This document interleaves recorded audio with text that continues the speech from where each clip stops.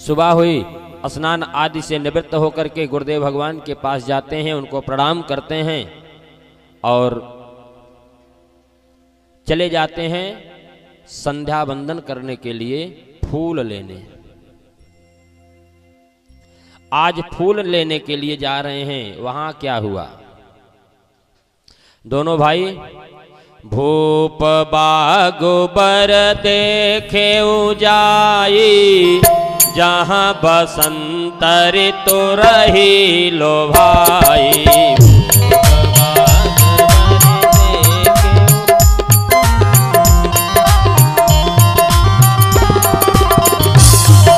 लागे बिटप मनोहर नाना, बरन बरन बर बेली बिताना।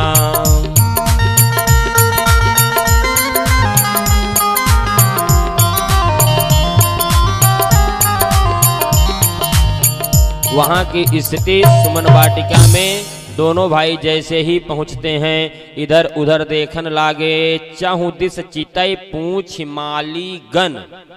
अब राम जी सोच रहे हैं कि अगर यहाँ पर कोई माली गण हो तो हम उनसे आज्ञा लेकर के गुरुदेव भगवान की पूजा के लिए सुमन ले लें, लेकिन माली गण कहीं दिखाई नहीं पड़ते। थोड़ी देर बाद देख रहे हैं कि कुछ माली वहां पर खड़े हैं और ये कोई और नहीं, वास्तव में जो माली थे वो ये नहीं थे। आज एक संत भाव देते हैं कि जानकी जी की सखियां ही माली का वेश बना करके पुष्प वाटिका के दरवाजे पर ही खड़ी हो गईं और जैसे ही जाना चाहे इनको मना कर दिया, कहा ना ना ना ना ना ना, आपको अंदर जाने की आज्ञा नहीं है। कहा देखिए हम गुरुदेव भगवान के पूजा के लिए पुष्प लेने के लिए आए हैं, हमको अंदर जाने दीजिए। तो जब इस तरीके से कहा तो कहती हैं कि बगिया बिच जान नहीं दई है, राम जी बिनती सुनो मेरी। हे राम जी, हम आपको बगिया के बीच में जाने नहीं देंगे, आप कुछ भी कर लो। कहा अच्छा अगर मैं अंदर जाता हूं समस्या क्या है? कहा एक नहीं कई समस्या है। कहा अच्छा हमको भी बता दीजिए, कम से कम हम भी तो जान लें। तो कहा सरकार आप गुरुदेव भगवान की पूजा के लिए सुमन लेने आए हैं, ये बात तो ठीक है, लेकिन हम जो आपका स्वरूप देख रहे हैं, क्योंकि आपके चरणों में पादुका नहीं है और इतने कोमल चरण आपके हैं कि कोमल चरण कमल बिनु पनही, पखुर पायन गड़ जई हैं। यह जो आप अगर बिना कुछ पहने हुए इस कोमल चरणों से अगर आप बगीचे में जाओगे तो बगीचे में आपको कांटे चुभ जाएंगे, इसलिए हम आपको जाने नहीं देंगी। लखन जी ने कहा कि अरे ये कैसी बगीचा है, पुष्प वाटिका में भी तुम्हारे यहाँ कांटे हैं क्या? कोई इसकी सफाई करने वाला, कोई रखवाली करने वाला नहीं है? कैसी पुष्प वाटिका है कि कांटे बो करके रखे हो? तो उन्होंने कहा कि नहीं नहीं, कांटे बोए नहीं हैं, बल्कि आपके कोमल चरण को देख करके हमें दया आ रही है कि जो फूल सूख करके नीचे गिर गए हैं वो कहीं आपके इन कोमल चरणों में चुभ ना जाएं, इसलिए हम आपको अंदर नहीं जाने देंगे। तो राम जी ने कहा कि आप उसकी फिक्र मत करो, हम आराम से बचा करके जाएंगे, हम उसको बचा करके जाएंगे, हमारे पैरों में वो चुभेंगे नहीं। तब तो उन्होंने कहा कि देखो कोई बात नहीं, आप संभाल करके जाओगे, लेकिन एक दूसरी समस्या है, एक समस्या और है। कहा वो भी बता दो। कहा दूसरी समस्या ये है कि ताजी ताजी कुसुम मधुप मतवारे, फूलों पर जो भंवरे गुंजार कर रहे हैं, वो जब आपके इस कमलवत मुखमंडल को जब देखेंगे ना तो फूल को छोड़ करके आपके मुखमंडल पर मंडराने लगेंगे। कहा ऐसा क्या है? कहा इसलिए वहां तो हमारे इस सरोवर में एक एक कमल खिलता है, लेकिन आपका मुखमंडल तो करोड़ों कमल को भी फेल कर रहा है। नवकंज लोचन कंज मुख कर कंज पद कंजारुणम, सब कुछ आपका कमल के ही समान है। वो सारे भंवरे वहां से आकर के आपके मुखमंडल पर गुंजार करने लगेंगे, मुख पंकज पे मड रही हैं, इसलिए हम आपको जाने नहीं देंगे। कहा आप उसकी भी चिंता मत करो, हम उनको भी संभाल लेंगे। कहा लेकिन एक समस्या और है, हम जाने नहीं देंगे। कहा अच्छा तीसरी समस्या क्या आ गई वो भी बता दो। कहा मैंने सुना है कि अभी आते समय रास्ते में आपके चरण धूल को पा करके पत्थर की शिला नारी बन गई, और अगर कहीं आप इस नंगे पैर हमारे बगीचे में जा रहे हो, यहाँ पर जो सीढ़ियाँ बनी हुई हैं तालाब में पत्थर की हैं, और आपका चरण रज अगर उस पत्थर पर लगा और वो सभी पत्थर अगर नारियों का रूप ले लेंगे तो हम क्या करेंगे, इसलिए हम आपको अंदर जाने नहीं देंगे। तो कहा चलो हम उसको भी संभाल लेंगे, अगर हम पैर रखते हैं अगर एक भी पत्थर नारी का रूप बनेगा तो हम वापस चले आएंगे, फूल नहीं लेंगे। कहा लेकिन ये बात तो ठीक है, आप चरण रज आप बचा लोगे, लेकिन जिन हाथों से आप फूल को स्पर्श करोगे अगर वे सभी पेड़ मुक्त हो करके अगर परम धाम को चले गए तो हमारा धंधा चौपट हो जाएगा, फिर हम कहाँ के रहेंगे, हम नहाए यहाँ के होंगे न वहां के, इसलिए किसी कीमत पर हम आपको जाने नहीं देंगे। बार बार अनेकानेक प्रकार से जब इस तरीके से वो सब कहती हैं तो राम जी बार बार विनती करते हैं कि आप कुछ हमको, कोई तो रास्ता होगा, कोई रास्ता हो जिस रास्ते से हम जा करके गुरुदेव भगवान की आज्ञा का पालन करें, सुमन ले सकें। तो एक ने कहा हाँ एक रास्ता हमारे पास है। कहा बताओ, जल्दी बताओ, क्योंकि सुमन के लिए लेट हो रहा है। तो उसने कहा देखो एक रास्ता हमारे पास ये है कि आपको जानकी जी का जयकारा लगाना पड़ेगा, क्योंकि यह पूरा जनकपुर यह बगीचा उन्हीं का है, और इस बगीचे से फूल आप तभी ले सकते हो जब आप जानकी जी का जयकारा लगाओगे। लक्ष्मण जी ने कहा रे भाई जानकी जी तुम्हारे यहाँ की राजकुमारी हैं, हम उनका जयकारा क्यों लगाएं, तुम लोग लगाओ। कहा नहीं, बिना जयकारा लगाए अब आपको फूल मिलने वाला नहीं है।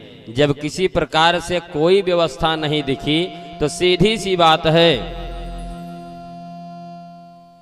आज जानकी जी भक्ति हैं और राम जी स्वयं नारायण, तो नारायण तो हमेशा भक्ति का गुणगान किया करते हैं, नारायण हमेशा भक्ति का गुणगान किया करते हैं और भक्ति हमेशा नारायण का गुणगान किया करती हैं। दोनों एक दूसरे से अलग थोड़ी हैं, लेकिन कुछ ऐसी बातें सामने आई तो राम जी लखन जी दोनों जयकारा लगा करके पुष्प वाटिका में प्रवेश करते हैं, और लगे लेन दल फूल मुदित मन, प्रसन्न होकर के आज फूलों को लेने के लिए जब बगीचे में पहुंचते हैं तो वहां की भी एक सुंदर शोभा,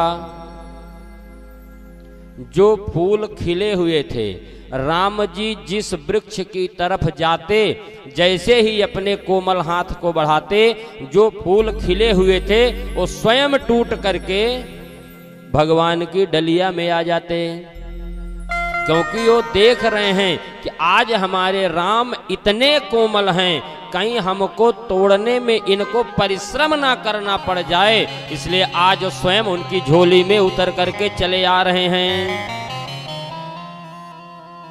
जब ऐसा देखा तो जो अधखिले फूल थे, जो कलियां थी, वो अपने आप को कोसने लगी कि मेरा गजब का दुर्भाग्य है, कि आज राम जी आए हैं वाटिका में हमको लेने के लिए, लेकिन अभी तक हम अधकच्चे ही हैं, अभी हम इनके लायक नहीं हैं। अपने आप को कोसने लगी और अपने उस जन्म को धिक्कारने लगी कि अगर आज हम खिले होते तो आज राम जी हमको भी लेकर के चलते अपने साथ में। तो जब इस तरीके से थोड़ी देर बाद लखन जी ने देखा और राम जी ने भी देखा कि इनको कष्ट हो रहा है, और कष्ट तो उनको तब दिखाई पड़ा कि जब जो कलियां थी ओस की बूंदें उन पर पड़ी हुई थी, उनको देख करके लखन जी को लगा कि ये तो रो रही हैं, इनकी आंखों से आंसू बह रहा है कि अगर राम जी आज हम भी खिले होते तो आज राम जी हमको भी लेकर के चलते। इस भाव को देख करके लखन जी ने कहा भैया से कि भैया अगर आप बैठ जाते तो मैं आपके बालों का श्रृंगार कर देता। राम जी बैठ गए और लखन जी उन पुष्प कलियों को तोड़ करके लाते हैं, फूलों को नहीं तोड़ा, उन कलियों को तोड़ करके लाते हैं और राम जी के सिर में बीच बीच में उसको बढ़िया उनका श्रृंगार कर देते हैं। मोर पंख सिर सोहत नीके, गुच्छ बीच बीच कुसुम कली के, कुसुम की कलियों को ला करके राम जी के सिर पर लगा दिया। राम जी की शोभा अद्भुत हो गई।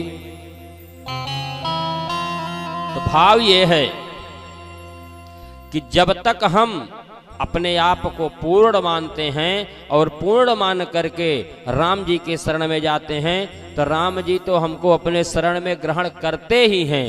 लेकिन अगर हम अधूरे हैं, अपने आप को बिल्कुल शून्य मान करके अगर उनको चरणों में समर्पित होते हैं तो हमको अपने चरणों में नहीं बल्कि अपने सिर पर धारण करते हैं। ये है हमारे राघव की कृपा। बोलिए राघवेंद्र सरकार की।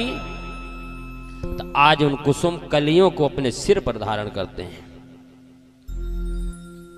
और उसी समय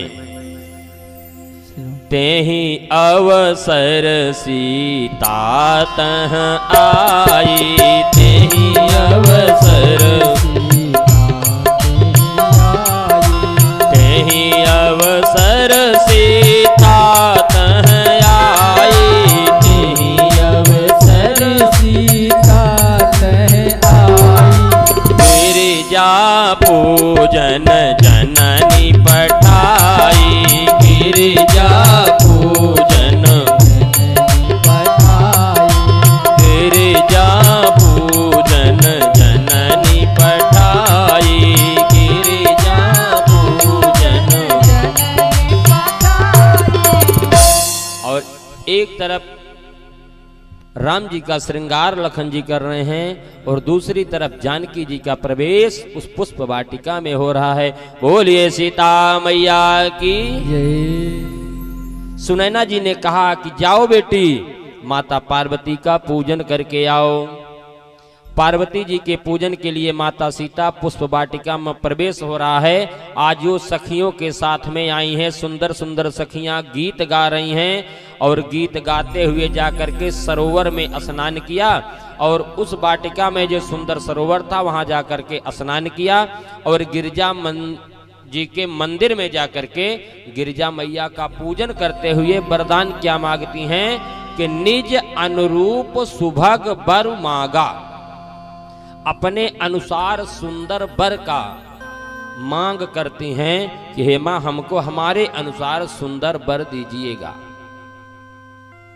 क्योंकि अब आज तो यही वरदान मांगना है ना। इनको भी पता है, माता जी को भी पता है, सबको पता है कि अब धनुष यज्ञ सीता जी के विवाह के लिए ही हो रहा है और उसी लिए आज उनकी मैया ने इनको गिरजा मंदिर में भेजा है कि मैया जा करके बेटी गिरजा माँ का पूजन करो और उनसे अपने अनुरूप वर मांग लेना। और आज आकर के वही करती हैं। जब आज सीता मैया गौरी जी का पूजन कर रही हैं उसी समय दो सखी वहां से बिछड़ करके पुष्प वाटिका में आ गई और पुष्प वाटिका में आ करके यहाँ पर देख क्या रही हैं, पुष्प वाटिका में घूम रही थी। अचानक इनकी नजरों में दोनों राजकुमार दिख गए और यहाँ से कहु कारण निज हरस कर बहुत प्रसन्न होती हैं। इनको देख करके जल्दी जल्दी जाती हैं और जानकी जी से इस समाचार को बताती हैं। अरे जानकी, अरे चल करके देखो, पुष्प वाटिका में सुंदर दो राजकुमार आए हुए हैं। तो कहा वाटिका में राजकुमार आए हुए हैं तो उसको मैं क्या करूं?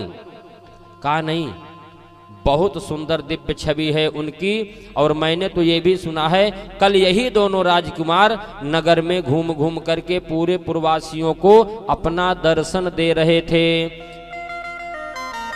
जा करके कहती है, देखन बागु कुंवर दोई आए, देखन बागु कुंवर दो आए, किशोर सब भांति सुहाए, बय किशोर सब भांति सुहाए, श्याम गौर किमि कहूँ बखानी, श्याम गौर किमि कहूँ बखानी, गिरा अनयन नयन बिनु पानी, गिरा अनयन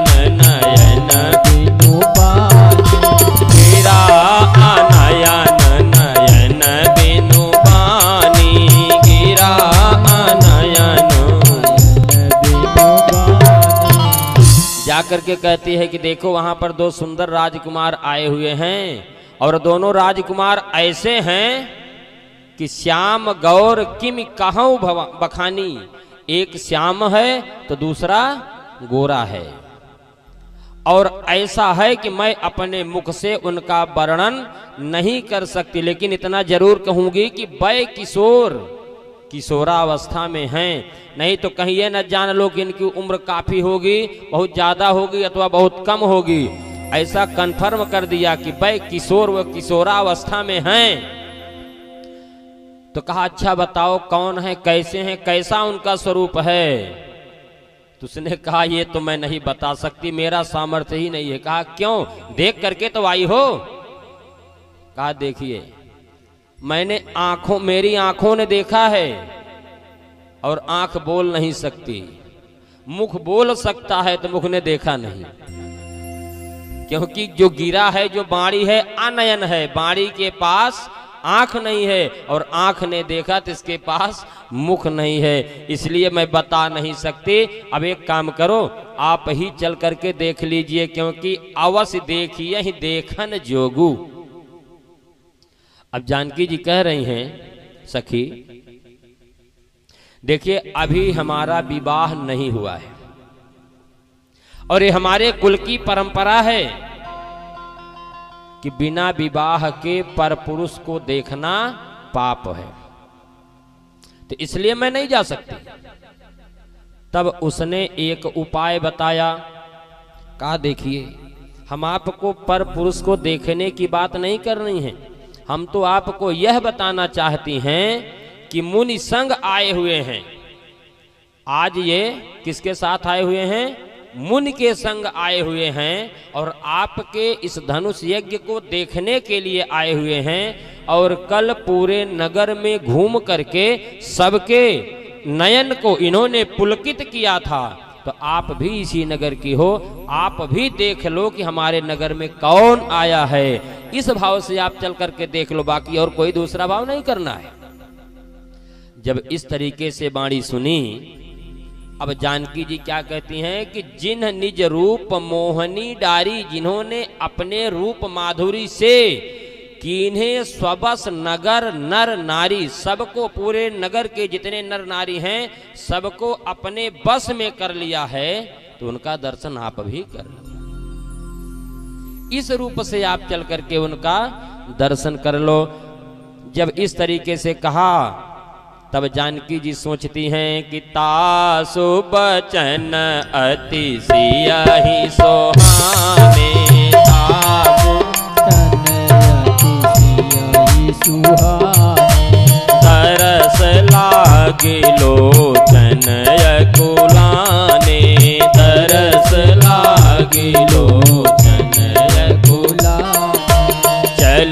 अग्र करी प्रिय सखी सोई, चली अग्र करी प्रिय सखी सोई। प्रीति पुरातन लखई न कोई, प्रीति पुरातन लखई, प्रीति पुरातन लखई न कोई, प्रीति पुरातन लखई। क्या हुआ कि तासु बचन अतिशय ही सुहाने, जब अपने सखी की इस तरीके से बात को सुनती हैं तो इनको बहुत अच्छा लगा, और अच्छा लगने के बाद राम जी के दर्शन हेतु इनके मन में भी उत्कंठा होने लगी कि चल करके हम भी राम जी का दर्शन करें। अब दर्शन करने आज भक्ति भगवान का दर्शन करने के लिए जा रही है, तो भक्ति तो सीधे भगवान के पास पहुंच नहीं सकती, भगवान से मिलने के लिए गुरु की आवश्यकता पड़ती है, क्योंकि आत्मा को परमात्मा से मिलाने के लिए एक महात्मा की आवश्यकता पड़ती है। वही महात्मा हमको मार्ग दिखलाता है कि आत्मा परमात्मा तक कैसे पहुंचेगी। तो आज वह सखी गुरु के रूप में भक्ति रूपी जानकी को ब्रह्म रूपी राम जी के पास लेकर के चल रही है। कैसे? और सीता जी भी वैसे ही चल रही हैं। आज यह बता देना चाहती हैं कि संसार के लोगों, परमात्मा के पास अगर जाना है तो बिना गुरु के परमात्मा नहीं मिल सकते। इसलिए आज अपने उसी सखी को गुरु मान करके उनको आगे आगे करके उनके पीछे पीछे चल रही हैं। चली अग्र कर प्रिय सखी सोई, उनको आगे करके पीछे से उनके पीछे पीछे चल रही हैं। और आगे क्या लिख रहे हैं कि बोले बिना गुरु के भगवान का दर्शन नहीं करना चाहिए, इसीलिए आज उनको आगे करके चल रही हैं। और आज जानकी जी क्या सोच रही हैं? सुमिर सीय नारद बचन उपजी प्रीति पुनीत। पहले जो नारद जी ने इनसे कहा था, नारद जी की बात को सुनकर के पुरानी प्रीत इनके मन में आ गई कि नारद जी ने जो कहा था वो सत्य ही कहा था।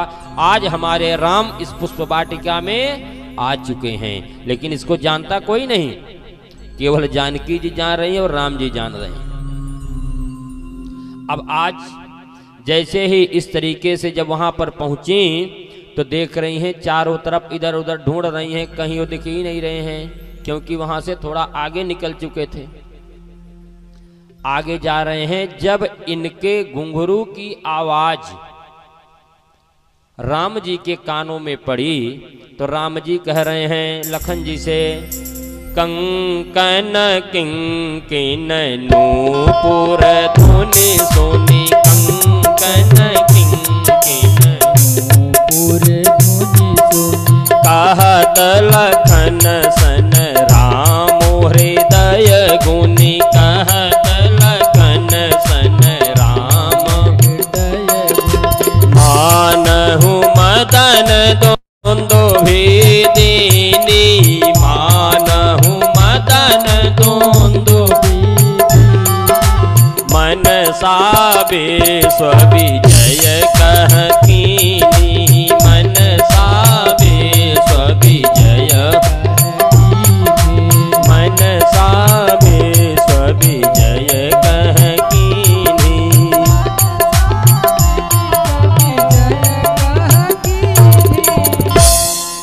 आज राम जी क्या कर रहे हैं कि कंकन किंकिन नूपुर धुन सुनी, जानकी जी के नूपुर की आवाज जब राम जी के कानों में पड़ी तो कह रहे हैं लखन, यह जो आवाज सुनाई पड़ रही है यह किसी और की नहीं, तात जनक तनया यह सोई और धनुष यज्ञ जहि कारण होई। यह वही जनक तनया है जिनके कारण आज यहाँ पर धनुष यज्ञ किया गया है। और इनकी आवाज को सुनकर के मानह मदन दुंदुभि दीनी, ऐसा लग रहा है कि कामदेव ने दुंदुभि बजा दिया है और पूरे संसार को बस में करना चाहता है। लेकिन हम रघुवंशी हैं, क्योंकि रघुवंशियों की जो स्थिति है वो क्या करते हैं, रघुवंशिन कर सहज स्वभाव मन कुपंथ पग धरई न काऊ। यह रघुवंशियों का स्वभाव है कि कुछ भी हो जाए लेकिन इनका मन कुपंथ पर नहीं जा सकता। और रघुवंशियों का संसार में कोई पीठ नहीं देख सकता, कभी भी वो रण में अपनी पीठ नहीं दिखाते। आज तक किसी भी रघुवंशी का शत्रु पीठ नहीं देख पाया है, और जिनके दरवाजे से कभी भी कोई भी भिक्षुक खाली हाथ नहीं जाता। ये है रघुवंशियों का स्वभाव, और इसी का पालन करते हुए आज जानकी जी जब जंगल में हैं, रावण संत वेश धारण करके आता है और जब भिक्षा मांगता है और रावण कहता है कि अगर आपको भिक्षा देना है तो इस रेखा के बाहर आकर के दो, तभी तो मैं भिक्षा लूंगा, नहीं तो अन्यथा खाली हाथ लौट जाऊंगा। तब जानकी जी ने कहा कि भले ही हमारे प्राण संकट में क्यों ना पड़ जाएं, लेकिन हम रघुवंशी की जो परंपरा है उसको हम धूल धूसरित नहीं होने देंगे। हमारे प्राण चले जाएं चलेगा, लेकिन रघुवंश की जो परंपरा है उस परंपरा को हम नष्ट नहीं होने देंगी। इसीलिए अपने प्राणों को संकट में डाल करके लक्ष्मण रेखा से बाहर आकर के रावण को भिक्षा दिया। सीता हरण हो गया लेकिन परंपरा को नहीं जाने दिया। इसीलिए आज यहां पर राम जी कह रहे हैं कि रघुवंशिन कर सहज स्वभाव मन कुपंथ पग धरई न काऊ। अगर आज ऐसा हो रहा है तो इसका मतलब आज ब्रह्म और भक्ति का मिलन निश्चित है, क्योंकि आज संत जन कह रहे हैं कि आज वह सखी जो इनको गुरु के रूप में मिली हुई है, जो आज जानकी जी को राम जी के साथ मिलाने के लिए आ रही है, बिल्कुल देखिए गुरु परंपरा का पालन करती हुई सबसे पहले क्या कर रही है कि बगीचे में आए हुए हैं, किसके साथ, संत सभा चहुदिश और आई, यानी संत के साथ आए हुए हैं। अगर संत के साथ कोई आता है तो उसको संस्कार होगा, संस्कारवान ही संत की सभा में जाएगा, जिसको संस्कार नहीं हो संत की सभा में नहीं जाता है। इसलिए पहला। दूसरा, संत हृदय जस निर्मल बानी, उनकी मनोहर बाणी अगर आप सुन लोगी तो जैसे संत का हृदय होता है निर्मल, वैसे ही निर्मल उनकी बाणी भी है, यानी आंखों से और मुख से इस तरीके से कर रही हैं। उसके बाद सीता माता जी जाकर के पार्वती जी का जो पूजन किया है, उसका मतलब यह है कि माता जी से जाकर के श्रद्धा भक्ति पूर्वक, जब तक श्रद्धा नहीं होगी तब तक ब्रह्म मिलने वाला नहीं है। इसलिए जाकर के गौरी जी के पास श्रद्धा पूर्वक पूजन करती हैं। और इधर क्या होता है कि जब प्रभु को पाने की उत्कंठा जब होती है तो हम गुरु के सानिध्य से जब हम अपनी यात्रा प्रारंभ करते हैं तो यही प्रभु को पाने का क्रम है। इतना सब सुनने के बाद आज यह परंपरा हुई कि बिना गुरु परंपरा के हमें वह ब्रह्म नहीं मिल सकता। तो आज गुरु परंपरा का पालन करते हुए जानकी जी ब्रह्म के पास जाती हैं, और इधर राम जी भी यही व्यवस्था करते हैं।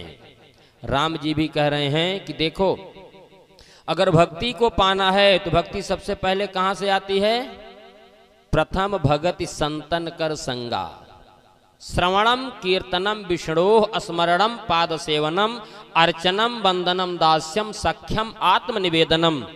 पहली भक्ति क्या है, श्रवणम, भगवान की कथा को श्रवण करना। आज स्वयं भगवान क्या कर रहे हैं, भक्त की कथा को श्रवण कर रहे हैं। भक्ति का प्रवेश परमात्मा तक आज कानों के माध्यम से हो रहा है। इसलिए बाबा जी लिख रहे हैं कि कंकन किंकिन नूपुर धुन सुन। तो कानों के माध्यम से आज भक्ति देवी का प्रवेश हो रहा है। तो इस तरीके से आज जानकी जी ने थोड़ी दूर चलने के बाद देखा, एक झरोखे से वृक्षों की ओट से देखा कि दोनों भाई वहां पर खड़े हैं। और जैसे ही देखा तो हर से जन जिन निधि पहचाने, जैसे ही जानकी जी ने देखा मानो उनको निधि मिल गई। विश्वामित्र जी को भी महानिधि मिली थी। विश्वामित्र जी को महानिधि मिल गई। विश्वामित्र महानिधि पाई। जब दशरथ जी ने इन दोनों भाइयों को दे दिया तो विश्वामित्र महानिधि पाई, महानिधि पा गए। और आज जानकी जी क्या पा रही हैं? निधि पा रही हैं। हर से जन निज निधि पहचाने, अपनी निधि को जान करके पहचान लिया। और पहचानने के बाद करते क्या हैं? अपने नेत्र के कपाट को बंद कर लेती हैं। होता भी है। देखिए यहां पर दो भाव मिलता है। जैसे जब राम जी नगर में गए हुए थे उस समय जब सबने देखा तो करते क्या हैं? धाये धाम काम सब त्यागी, धाये काम सब त्यागी, धाये धाम काम सब त्यागी, धाये धाम काम सब त्यागी। मनहु रंग निधि लूटन लागी,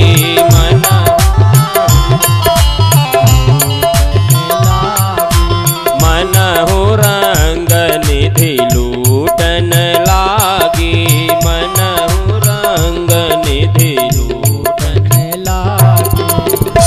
राम जी जब जनकपुर में थे तो उस समय सब ऐसे दौड़े अपने सारे कार्यों को छोड़ करके कि मानो सब निधि लूटने लगे। जैसे जब किसी दरिद्र को निधि मिल जाए तो उसको उठा करके रखता नहीं है, लूटने लगता है कि नहीं?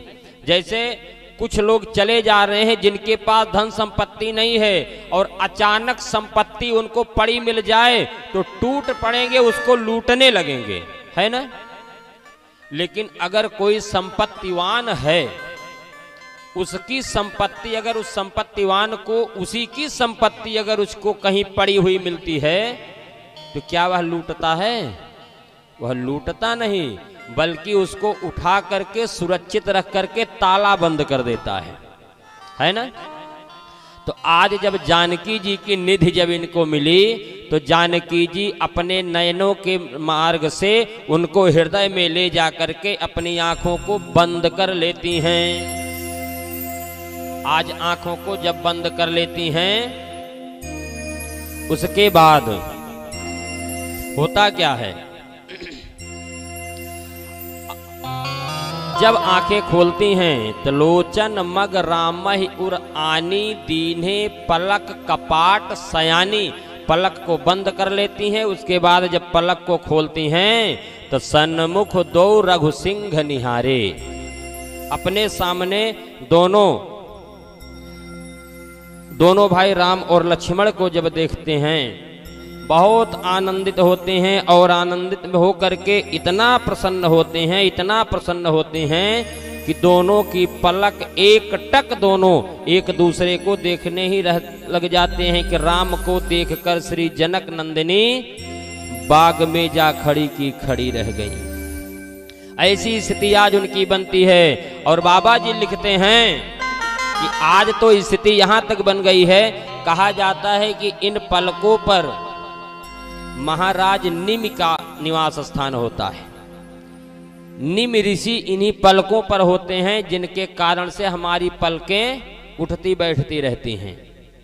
और जब आज निमि ने देखा कि आज यहां पर पुत्र और पुत्रवधू होने वाले पुत्र और पुत्रवधू इन दोनों का मिलन होने वाला है तो मानो निमि जी पलक का स्थान छोड़ करके चले जाते हैं। जैसे वो जब चले गए तो पलक गिरना बंद हो गई। अब एक टक दोनों एक दूसरे को देख रहे हैं। संत जन लिखते हैं, राम को देख कर श्री जनक नंदिनी बाग में जा खड़ी की खड़ी रह गई। राम को देख कर श्री जनक नंदिनी बाग में जा खड़ी की खड़ी रह गई। राम को देख कर श्री जनक नंदिनी बाग में जा खड़ी की खड़ी रह गई। राम को देख कर श्री जनक नंदिनी बाग में जा खड़ी की खड़ी रह गई। राम देखे सिया अरो सिया राम को, राम देखे सिया और सिया राम को, चारों अखिया लड़ी की लड़ी रह गई। चारों अखिया लड़ी की लड़ी रह गई। राम को देख कर श्री जनक नंदिनी, राम को देख कर श्री जनक नंदिनी बाग में जा खड़ी की खड़ी रह गई। बाग में जा खड़ी की खड़ी रह गई।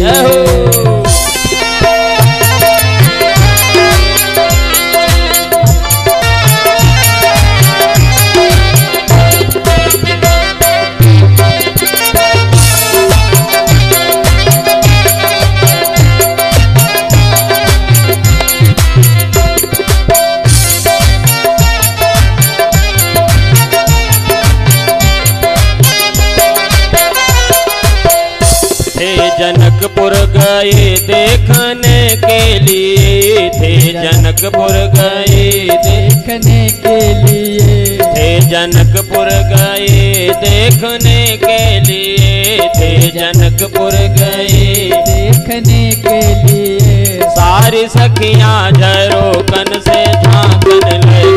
सारी सखियां सारी सखियां झरोकन से झांकन लगी। सारी सखियां झरोकन से झांकन लगी। देखते ही नजर मिल गई दोनों की, देखते ही नजर मिल, देखते ही नजर मिल गई दोनों की, देखते ही नजर मिल गई दोनों की। जो जहाँ थी खड़ी की खड़ी रह गई। जो जहाँ थी खड़ी की खड़ी रह गई। जो जहाँ थी खड़ी की खड़ी रह गई।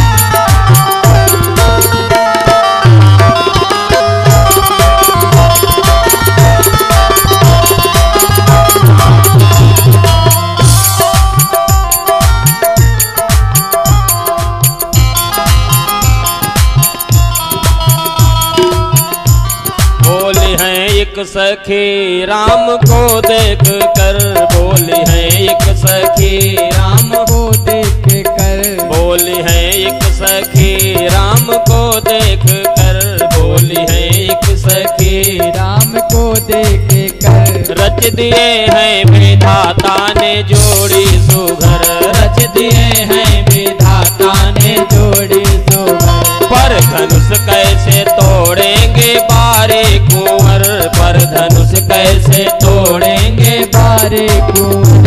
पर धनुष कैसे तोड़ेंगे बारे कुंवर, पर धनुष कैसे तोड़ेंगे बारे कुंवर। सब में शंका बनी की बनी रह गई। सब में शंका बनी की बनी रह गई। सब में शंका बनी की बनी रह गई। सिया को सिया राम को, राम देखे सिया को सिया राम को, दोनों अखियां लड़ी रह गई। चारों अखियां लड़ी के लड़ी रह गए। चारों अखियां लड़ी के लड़े रह गए।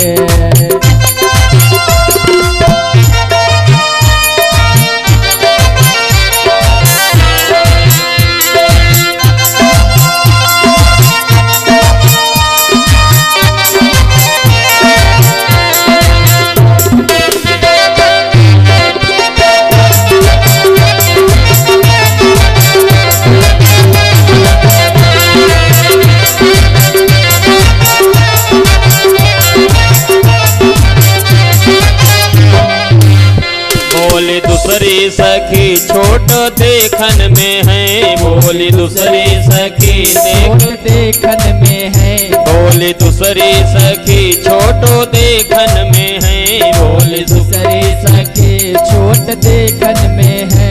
पर चमत्कार इनका नहीं जानती, पर चमत्कार इनका नहीं जानती। एक ही बाण में ताड़ का राक्षसी, एक ही बाण में ताड़ का राक्षसी। उठ सकी ना पड़ी की पड़ी रह गई, उठ सकी ना पड़ी की पड़ी रह गई, उठ सकी ना पड़ी की पड़ी रह गई। राम को देख कर श्री जनक नंदिनी, राम को देख कर श्री जनक नंदिनी। बाग में जा खड़ी की खड़ी रह गई, बाग में जा खड़ी की खड़ी रह गई, बाग में जा खड़ी की खड़ी रह गई।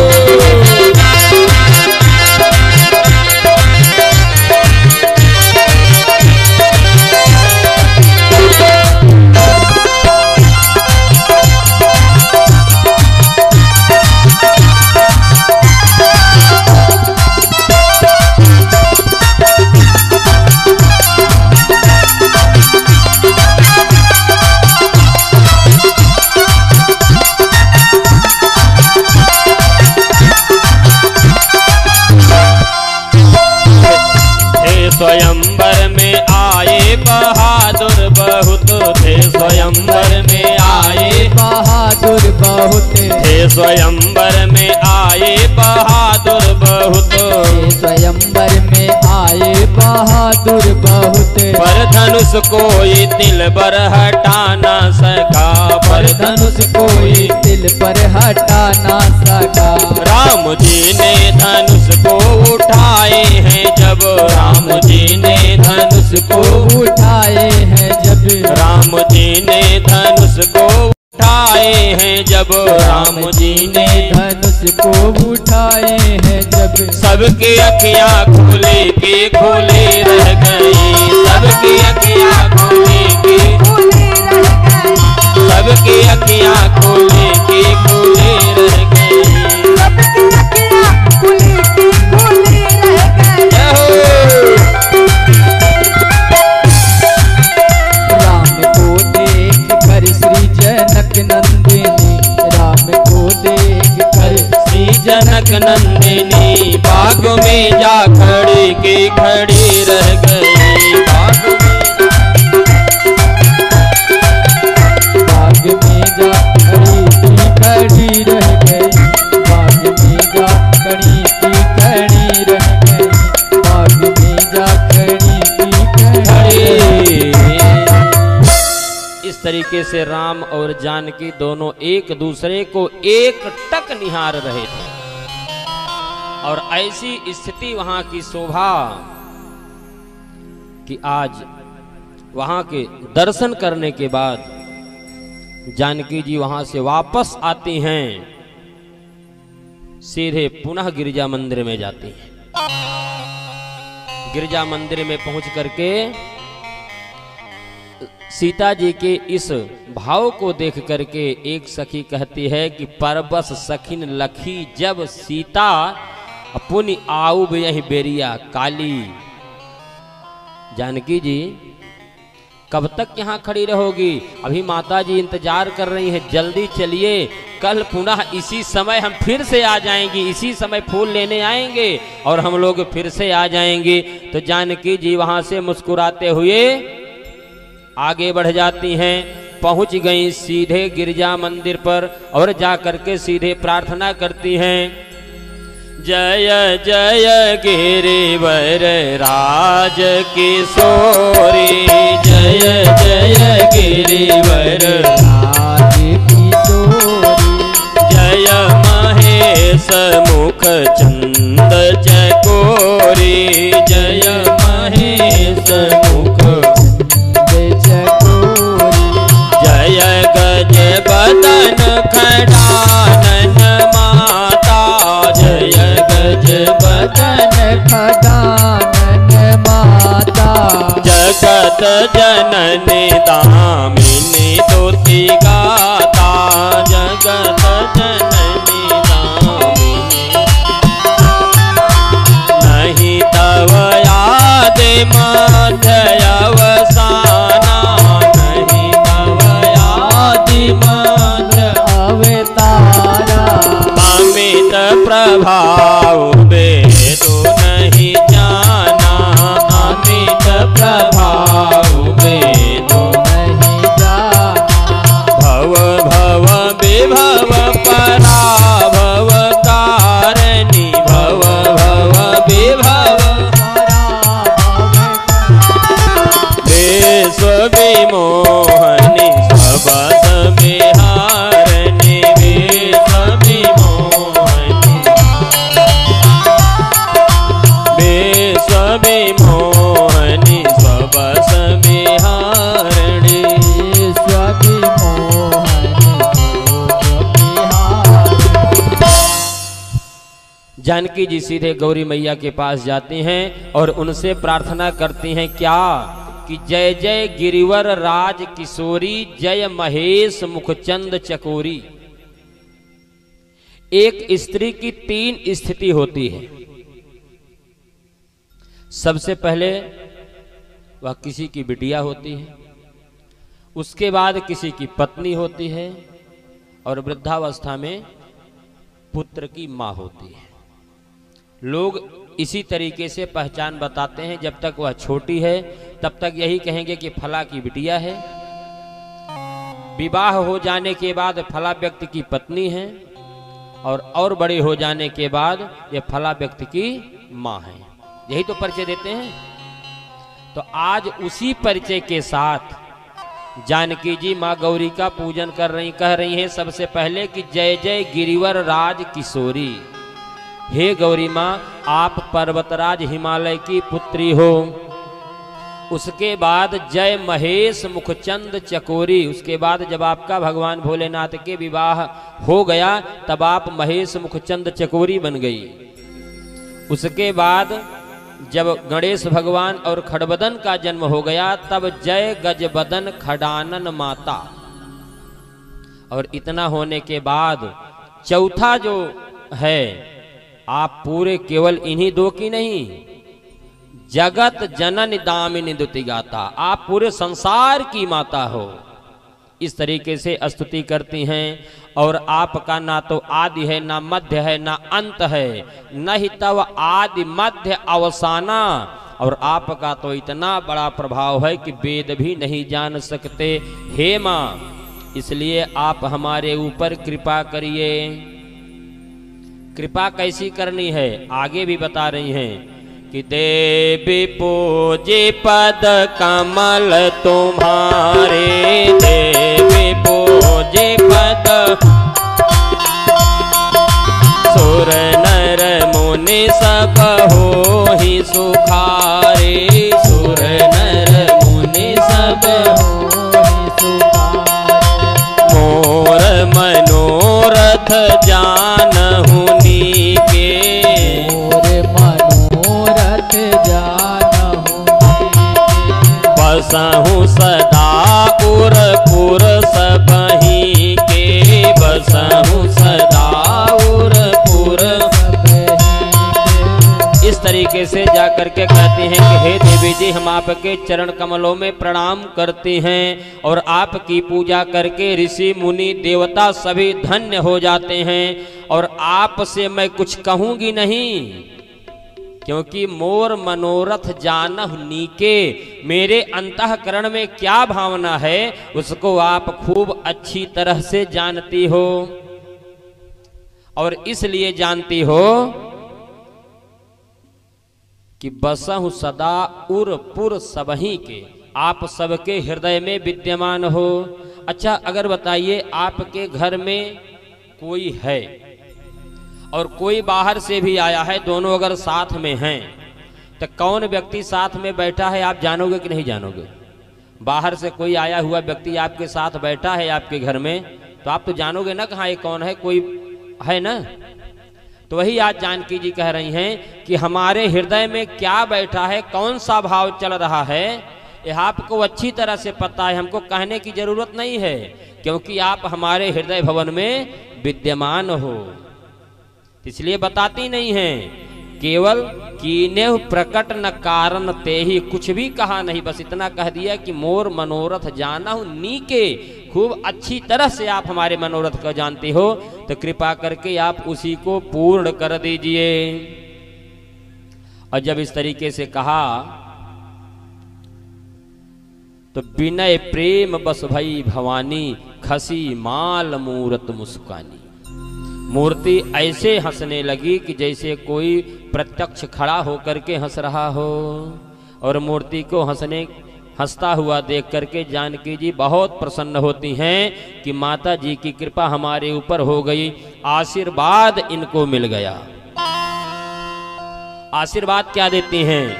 मनु जाहि राचेऊ मिलहि सोबर, सहज सुंदर सावरो करुणा निधान, सुजान सीलु सने जानत रावण। एहि आदि गौरी अशीष सुनसी, सहित ही हरसी अली तुलसी भवानी, पूज पुनि पुन उदित मन मंदिर चली। तुलसी भवानी पूज पुनि पुन उदित मन मंदिर चली। आशीर्वाद मिल गया कि मनुजाहि राज्य मिलहि सोबर, सहज सुंदर सामरो। जिस सांवले सरकार को अपने हृदय भवन में तुम विराजित की हो, वही तुम्हें पति के रूप में प्राप्त होगा। आशीर्वाद मिल गया। अब यही आशीर्वाद ग्रहण करके, धारण करके जानकी जी अपने सखियों के साथ प्रस्थान करती हैं अपने जनकपुर भवन में। और वहां जाने के बाद राम जी वापस यहाँ से पुष्प लेकर के गुरुदेव भगवान के पास आते हैं, और पुष्प वाटिका में जो कुछ भी हुआ, जो हुआ सब बिल्कुल अक्षरशः निश्चल भाव से गुरुदेव भगवान से बता देते हैं कि राम कहा सब कौशिक पाही, सरल स्वभाव छुअत छल नाही। अपने सरल स्वभाव के कारण बिना छल कपट के जो कुछ भी वहां घटना घटी थी, सब कुछ गुरुदेव विश्वामित्र से आकर के बता दिया। दोनों हाथ उठा करके आशीर्वाद देते हैं। सुफल मनोरथ हो तुम्हारे, सुफल मनोरथ तुम्हारे। राम लखनु सुनि भये सुखारे, राम लखन सुनि भये सुखारे। सुफल मनोरथ हो तुम्हारे, सुफल मनोरथ। राम लखन सोनी भये सुखारे, राम लखन सोनी भये सुखारे। राम लखन सोनी भये सुखारे, राम लखन सोनी भये सुखारे। इस तरीके से जब विश्वामित्र जी ने दोनों हाथ उठा करके आशीर्वाद दिया कि सुफल मनोरथ हो ही तुम्हारे, यानी तुम्हारा जो मनोरथ हो वह सिद्ध हो, आशीर्वाद मिल गया। और यह सुन करके दोनों भाई बहुत प्रसन्न होते हैं। इसलिए दोनों भाई क्यों प्रसन्न हैं? राम जी तो इसलिए प्रसन्न हैं कि आज लखन जी प्रसन्न हैं कि आज सीता जी का विवाह राम जी के साथ हो जाएगा, आज भक्ति का मिलन ब्रह्म से हो जाएगा। क्योंकि ये तो कहते ही हैं कि अभी तक अधूरे राम की पूजा कर रहे थे। अब लखन जी का क्या भाव है राम जी के प्रति? गुरु पितु मातु न जानऊ कोई, मैं गुरु को, पिता को, माता को, मैं किसी को भी नहीं जानता। अगर जानता किसी को हूं तो कहां स्वभाव नाति पति आहु, आप ही हमारे सब कुछ हो। आप ही हमारे गुरु हो, आप ही हमारे माता हो, आप ही हमारे पिता हो, सब कुछ आप ही हो। मैं जो कुछ भी करता हूँ केवल आपके लिए करता हूँ। और इसी भाव को लेकर के केवल राम जी को जब वनवास हुआ तो लखन जी एक पल की बिना देरी लगाए अपनी माँ से आज्ञा लेकर के, माँ ने आज्ञा भी दिया और राम जी की सेवा में चल पड़े थे। और जहां भी जब से अवतार लिए हैं तब से राम जी की सेवा में लक्ष्मण जी छाया की तरह चल रहे हैं। इसलिए अभी तक अकेले राम जी की पूजा कर रहे थे, अब इसलिए मुदित हो गए, इसलिए प्रसन्न हो गए हैं कि अब माता और पिता दोनों की पूजा करने का अवसर मिलेगा। इसलिए आज लखन जी प्रसन्न हो गए हैं।